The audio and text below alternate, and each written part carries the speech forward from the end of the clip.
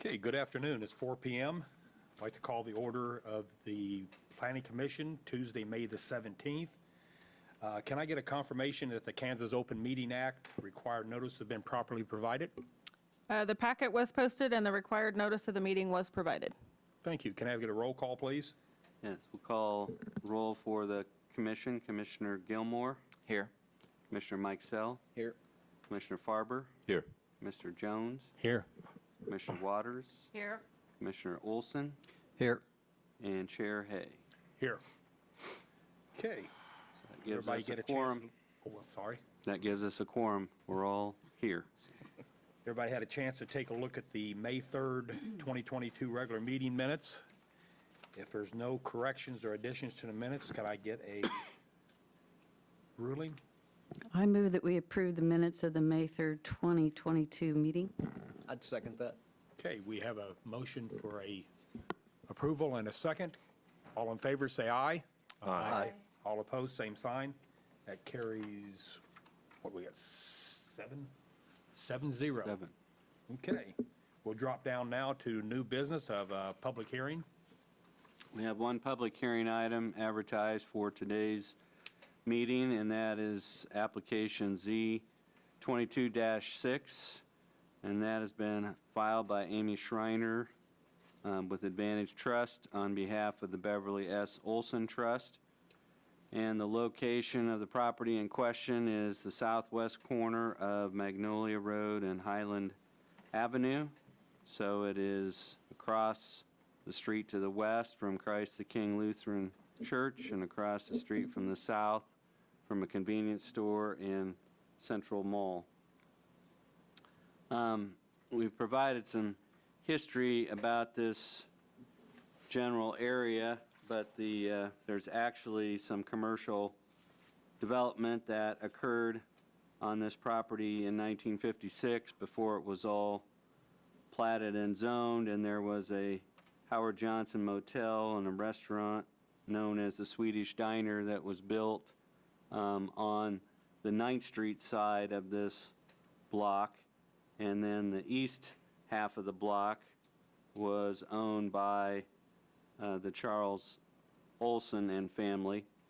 And there have been some changes to the Howard Johnson Motel and Swedish Diner. As you can tell if you've been by, the Swedish Diner is gone and replaced by what was a Verizon store, now Riddle's Jewelry, and the former motel has been replaced by an Aldi's grocery store. On the west half of the block, which was owned by Dr. Charles Olson, he developed or built an animal hospital or veterinary clinic at number 5 West Magnolia Road in 1963. And then in 1969, he constructed his personal residence next to the veterinary clinic, and you can see how they were designed to connect. And then he also owned the property right on the corner, and we provided you with some historic aerial photos that show that there was a single-family dwelling east of the veterinary clinic, and that was demolished in 2010. So the property has remained vacant since the house was torn down. Advantage Trust is the administrator of the Beverly S. Olson Trust, and they're preparing to list this property for sale. And they've looked at its arterial street frontage and its proximity to commercial properties to the west and the north, and they believe that C3 is a more suitable zoning classification for the property than the current R zoning. And so they filed this application for hearing today to rezone the lot to C3 so it could be used, sold and used for commercial purposes. So essentially, what we're looking at today is extending the commercial residential zoning boundary on Magnolia an additional 100 feet to the east. Your role this afternoon is to review this request and determine whether you think the C3 district land uses and the application of C3 development standards to this lot would be compatible with the zoning and uses of nearby property. So I think most of you are pretty familiar with the C3 shopping center district. It's our second most commonly used zoning classification. And we've summarized on pages 2 and 3 the various requirements there, which include landscaping and also buffering and screening of commercial uses from adjoining residential uses. And then it requires that all establishments be retail or service and that they have all their activities inside an enclosed building. And so the first question is to look at the suitability of this site for development under the existing zoning. And to look at that, you'd have to ask yourselves how likely you think it is for a buyer to buy this lot and build a new home on it. The trustees of the Olson Trust believe that the lot directly east to the veterinary clinic is suitable as a location for commercial use or expanded commercial property, and that it's more suitable for commercial than continued residential use. They think that the R zoning inhibits their ability to successfully market and sell that property.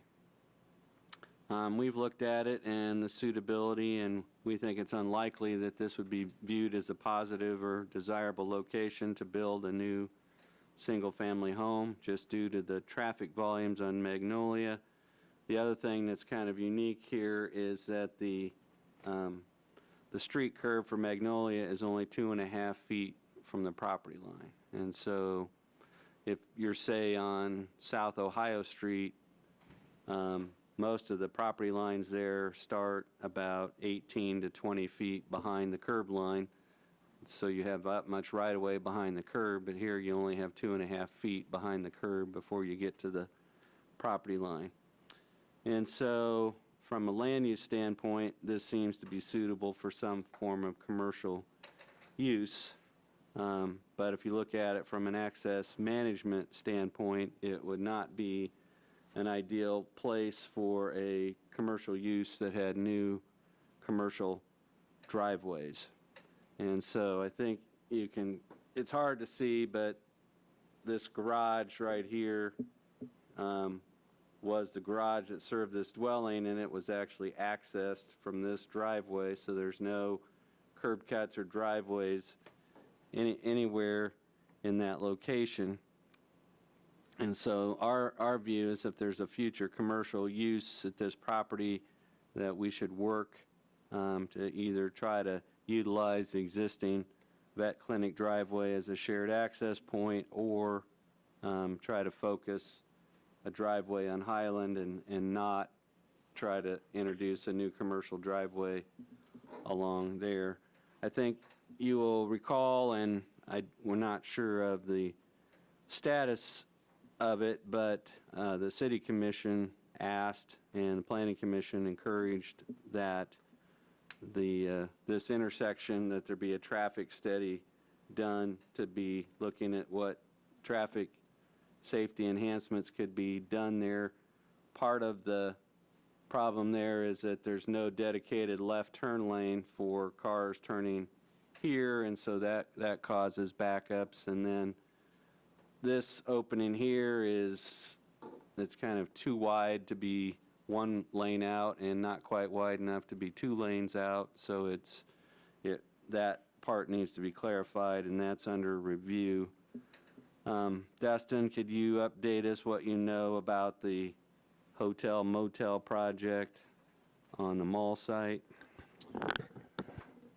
So our last conversation that we had with the project designer for that project is that they are looking at potentially revising their plan to incorporate the entire tract between the 2 frontage roads or access roads that connect to Magnolia.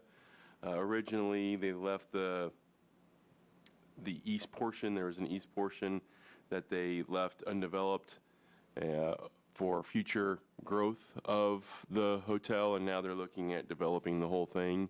And so that may come before you if they decide to move forward with trying to amend their plan. But that's where we are at the moment, is they're still reconsidering their their plan for the hotel and potentially coming back to this board for a re-review of an amended plan. And they're also looking at perhaps rebranding it. Correct. They may rebrand it under a different flag. If it is changed from what went before you before, then the amended plan would come back before you for review. But we just wanted to let you know that was being discussed in the background. So as you look at the character of the neighborhood, we have a commercial strip up and down South 9th Street, and that extends to a limited degree on the south side of Magnolia Road. The north side is obviously occupied by Central Mall and support services. And then if we look to the east, we have Christ the King Lutheran Church, and that serves as kind of a buffer or transition use between commercial and the solidly residential housing to the east. And so if you were to make a favorable recommendation on this request, you'd be, again, extending that boundary 100 feet to the east. And so the question is whether what is being requested is compatible with the development in the surrounding area, and whether you think it would have any impacts that are negative on adjacent residential properties.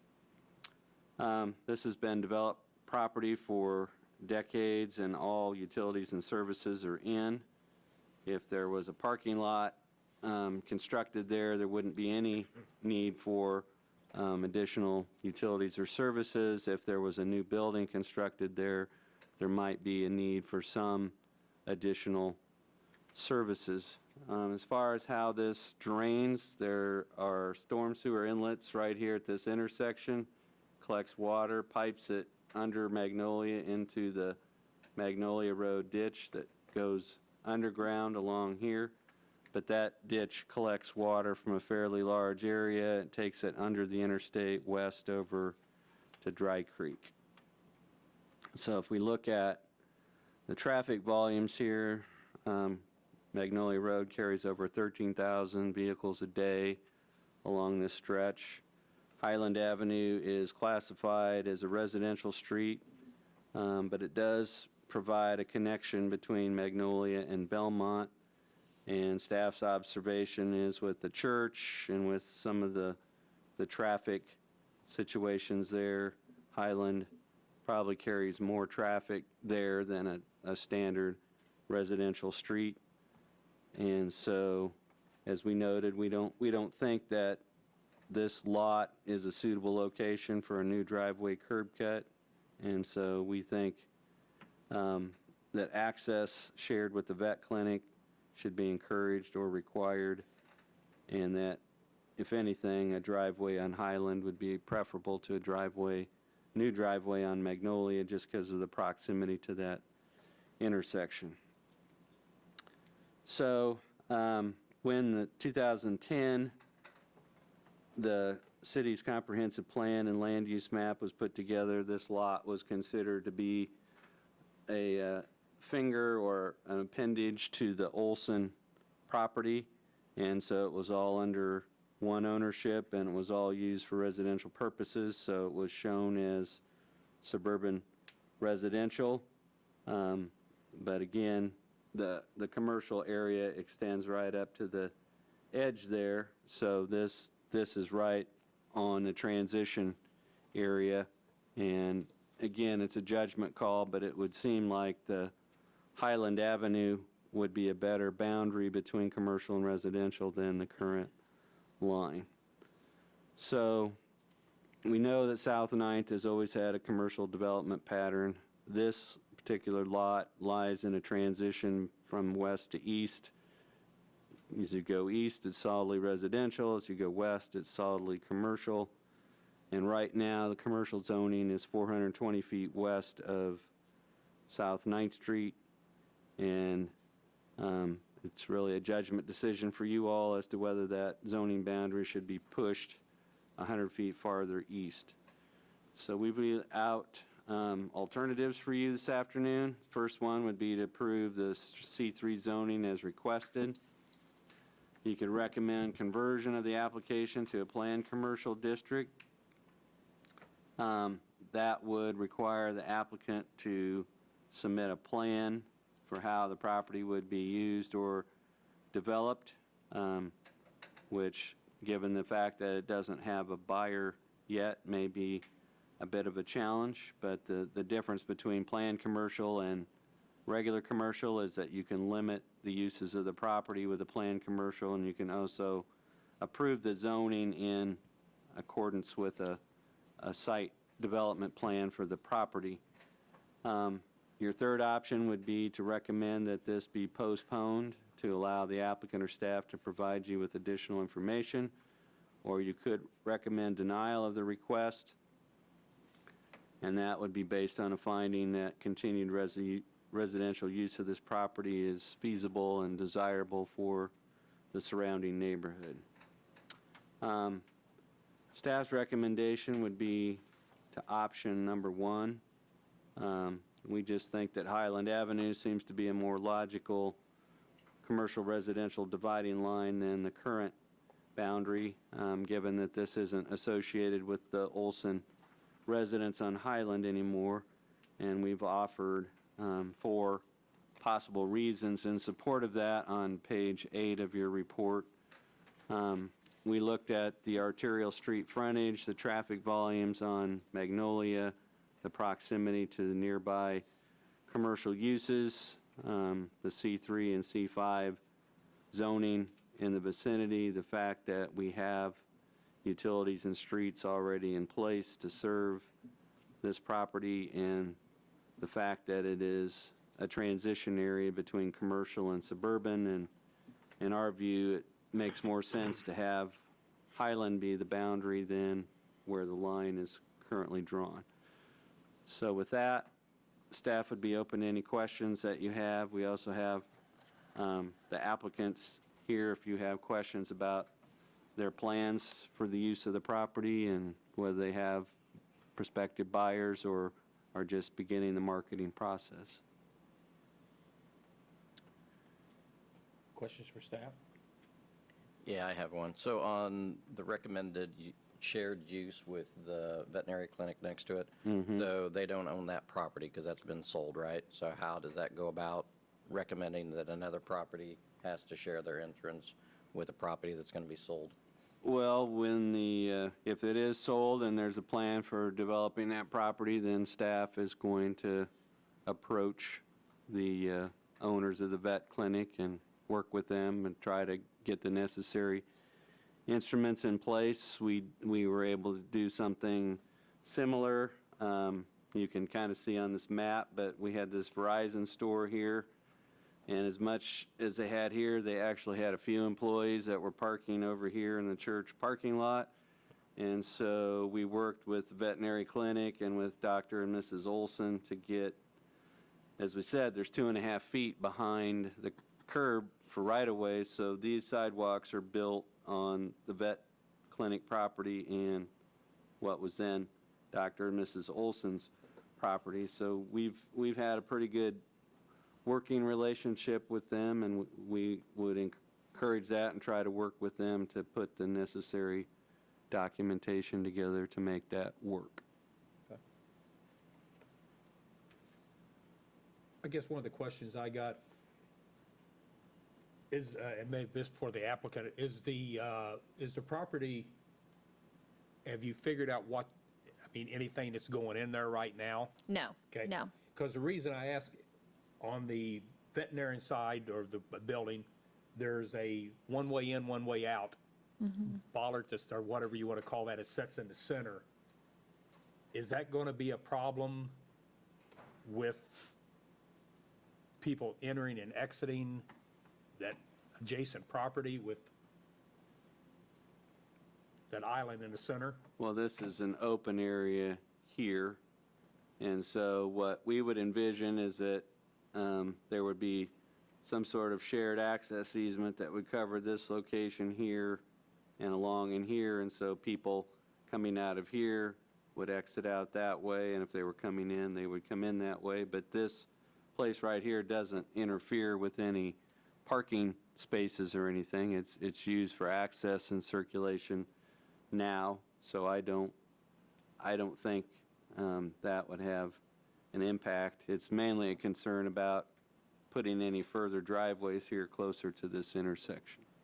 But it doesn't limit them to put a driveway in off of Highland, though. Correct. And if you could give us your name and address for the minutes. Sure. My name is Amy Schreiner with Advantage Trust Company, and our address is 227 South Santa Fe in Salina.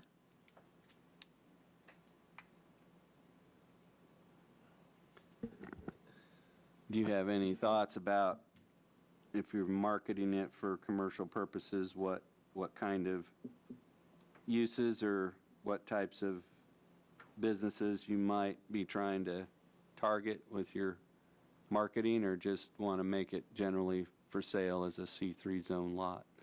For now, just generally for sale as a C3 lot. This was kind of our first step before we really moved forward with any other engagement with a realtor to move forward. I had a question. Has the property to the south been contacted about this potentially being rezoned? I don't know if maybe Amy can tell us how that has changed hands. This was all contiguous, and this was all owned by the Olson family, and I don't know if this has changed hands, but one, they would have gotten notified as to whoever the record owner is, and I don't know if it's the trust or if that's been sold. And then we also posted a sign on the property. And I can say that the family members did go speak to them and at least tell them that the plan was probably to sell it. Okay, thank you. So is this something that we can approve now, and then later on, once they start to develop this, they can come back and decide to put in a curb cut on the Highland side? Or does that have to be? Well, I think the way it would normally work when you're working on a administrative side, on a building permit side, someone's going to purchase this, and let's say they want to put in an insurance office. They're going to have to approach our engineering department about putting a curb cut there. The engineering department's going to say, we're not going to approve a curb cut on Magnolia. We would encourage you to either look at Highland, or we would put them in contact with Doctors Cure and Frederickson to try to come up with a shared arrangement. But that's going to happen during the building permit review, and essentially you're probably going to have the engineering department's going to say, we can't approve a curb cut on Magnolia, and then we would work with the owner and their designer to come up with alternate access. But that happens fairly regularly when sites redevelop. Okay. Ms. Schreiner, have you tried to market this as residential, or is this you're just focusing on commercial now? To my knowledge, it has not been marketed as residential, at least not in the last 3 years that I'm aware of. I know this is the fourth near application that staff has received to rezone this to commercial. The first three, either there wasn't a contingency reached or something it was a tentative thing. So for someone to do it on a contingent basis, they'd have to come to some agreement. But there's been 3 different times, twice involving the same realtor, where there was a rezoning initiated, but it did not develop to the point where it is today with the advertised public hearing and coming in front of the Planning Commission. But every inquiry staff has received about this property was for some commercial use, not to build a house. Do you know how wide the existing entrance is?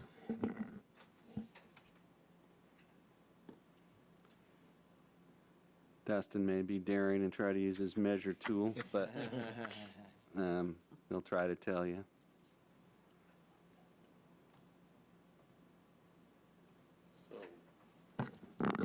The west entrance is 34 feet. Okay.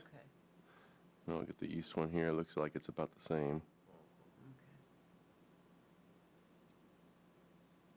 Oop. It's not working. Yeah, probably pretty closely similar. They're almost 33, 34 feet. Okay, thank you. And so this lot is 100 feet wide, so that driveway's going to be a little over 100 feet from the intersection.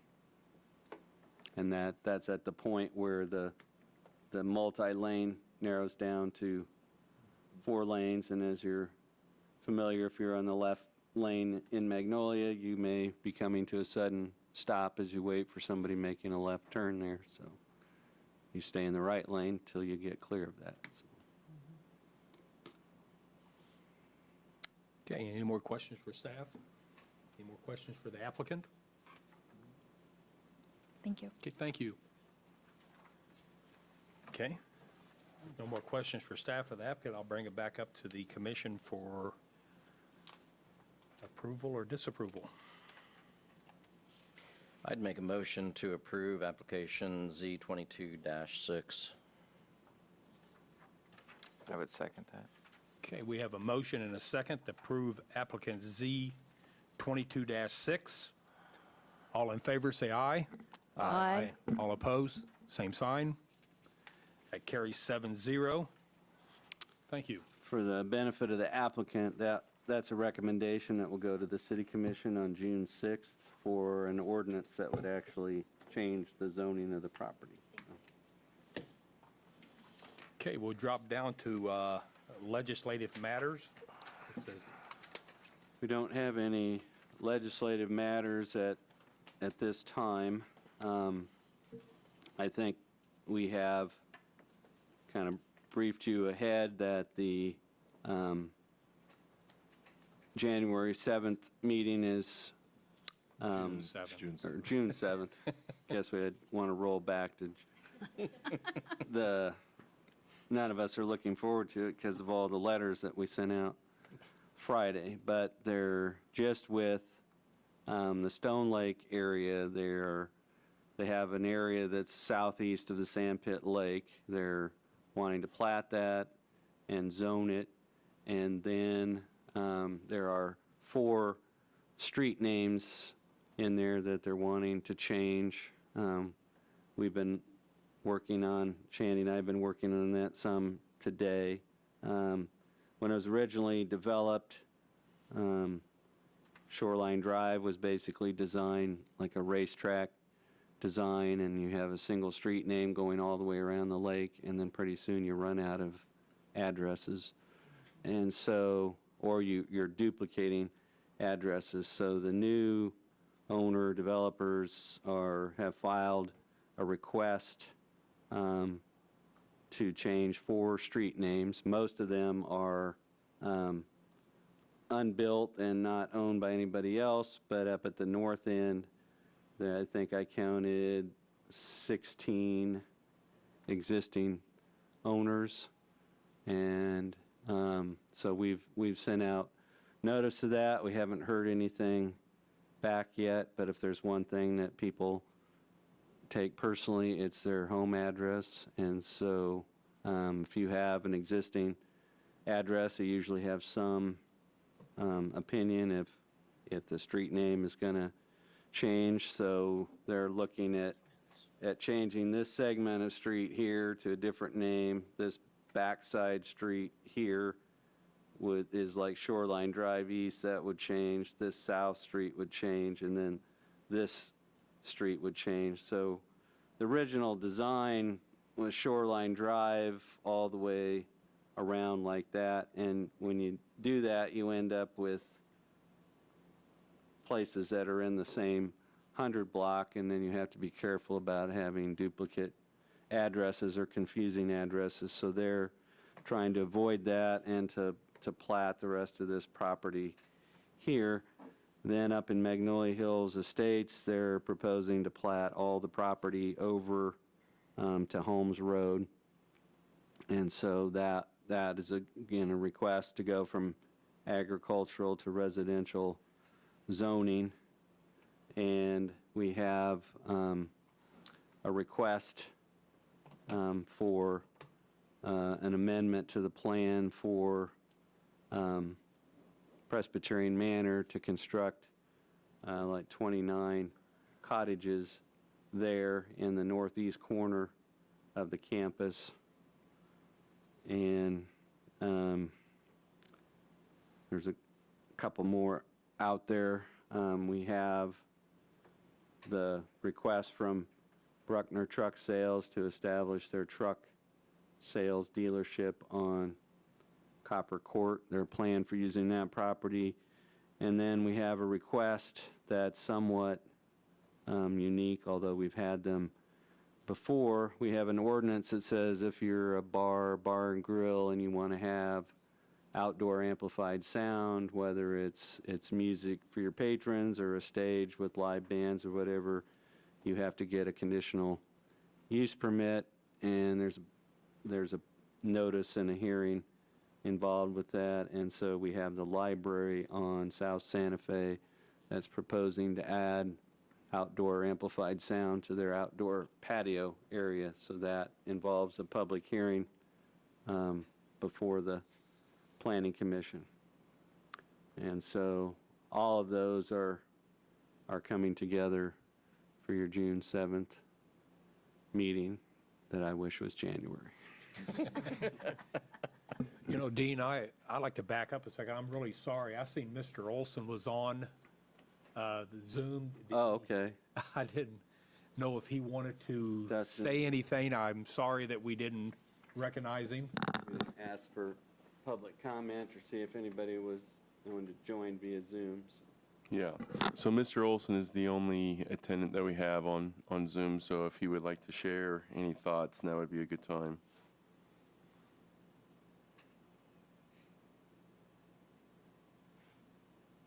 Okay. Do you know if he's muted, Dustin? He is muted. Does he Yeah, I have no, appreciate the opportunity to join. I have no comments. We were speaking through Amy, and appreciate the commission's consideration. Thank you, sir. I'm sorry we bypassed you there. No, not at all. I was observer only.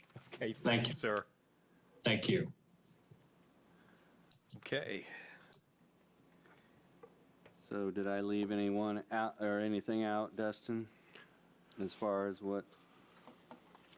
I believe, what is that? Is there 11 items? Is that what we Yeah, counted? but some of those are combined. Right. But we just, with the 4 street name changes and the other things, we did a lot of property owner mailings on Friday, and we started losing track, so.